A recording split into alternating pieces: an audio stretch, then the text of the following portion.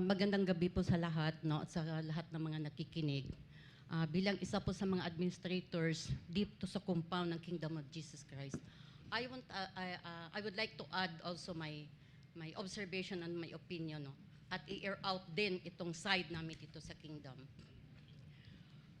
Kayong mga nasa authority, umikot man kayo sa buong Pilipinas, wala kayong makikitang pinaka-peaceful ng community kundi ang Kingdom of Jesus Christ. Be peaceful kami. Itong compound na to, this is our inheritance na binigay sa amin ng Amang Makapangyarihan. Inading mangganda ang isang taong liko ang utak. Yan ay ang aming mahal na pastor. Itinuro sa amin ang kaayusan, itinuro sa amin ang kalinisan, itinuro sa amin ang kapayapaan, itinuro sa amin ang pag-ibig sa kapwa, lalo na sa inyong mga military men in uniform.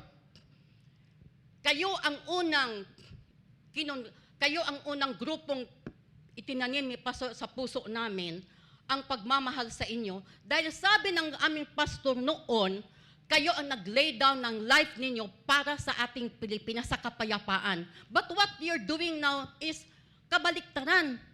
Overnight, gi-change ninyo ang impression namin sa inyo. You are no longer a protector of law and order, but you are now the one breaking law and order. Mantakin mo, simbahan ito. Mapayapa kaming namumuhay. Nakikita nyo ang sa loob nito, noon bukas kayo dito. Oh, anong nakikita nyo? Kaayusan. Resulta yan ng disiplina namin dito sa loob ng kingdom na itunuro sa amin ng aming mahal na pastor. Bakit ganito ang resulta? Dahil dito, zero corruption. Wala kaming pansariling mga plano para sa aming mga buhay, kundi para sa lahat, sa kaayusan ng aming community. Para lamang kami ay makakontribute ng kaayusan sa Pilipinas na itong magulo.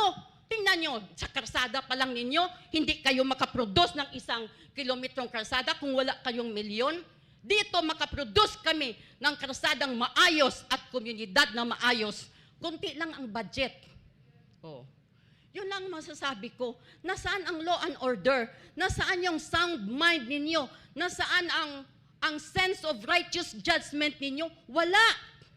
Oh, mga general kayo, ang babright ninyo. Oh, bakit hindi kayo nung marunong tumingin ng tama at hindi tama? Oh, at tapos pupunta kayo dito, aakyat kayo sa mga pader at sa kung sa ano-ano pa man namin. Magpapalipad kayo ng mga drone kung ano-ano pa diyan gagawin ninyo. Bakit hindi niyo ilagay sa ayos ang lahat? Mag-usap tayo. Oh, hindi gano'n na para kayo mga nasa 15th century pa namumuhay. Tingnan niyo yung mga gawa ninyo. Oh. Gawa ba yan ng moderno? Maayos na mga law enforcer? Sige, tanungin ko kayo. Ito coming from my heart. Oh, tingnan niyo yan.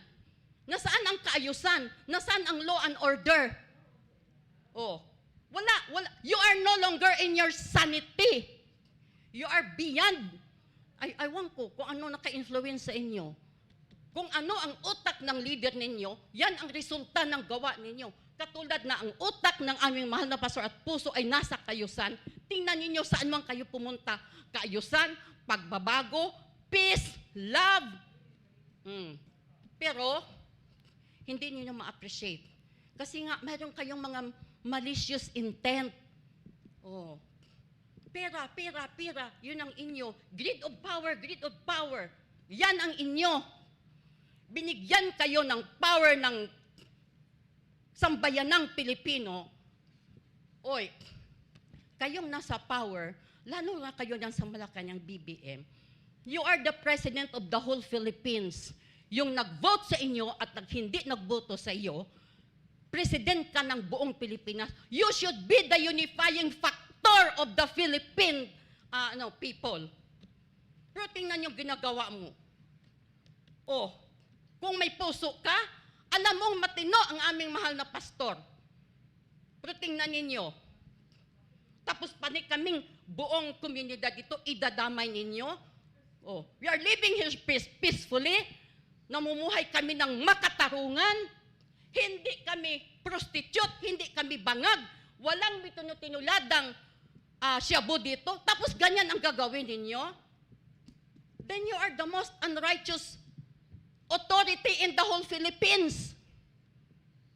Oh, kayo naman, sasagot-sagot ka niya, sorry ma'am, sinunod lang namin ang utos sa amin. Bakit? You are no longer in your sound mind? You generals and officers? Tapos kung ano-ano pang ipaparinig niyo dyan sa amin? Pasalamat kayo, binago ng aming mahal na pastor ang puso namin. So ito ang warning namin sa inyo. Do not produce rebels out of us because matino ang utak namin. So, yun lang ang akin.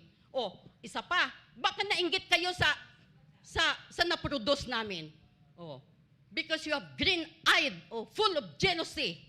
Oh, bakit hindi na kami gawing pilot project ninyo? Magtanong kayo, Kingdom of Jesus Christ, bakit ganito na-produce ninyo? Bakit ganyan-ganyan? Oh, hindi sana tuturuan namin kayo, dito zero corruption. Ang corrupt dito, tinatalsik. Oh, hindi minamahal, tinatalsik kung ayaw niyang magbago. Ganon. Oh, tingnan niyo yan.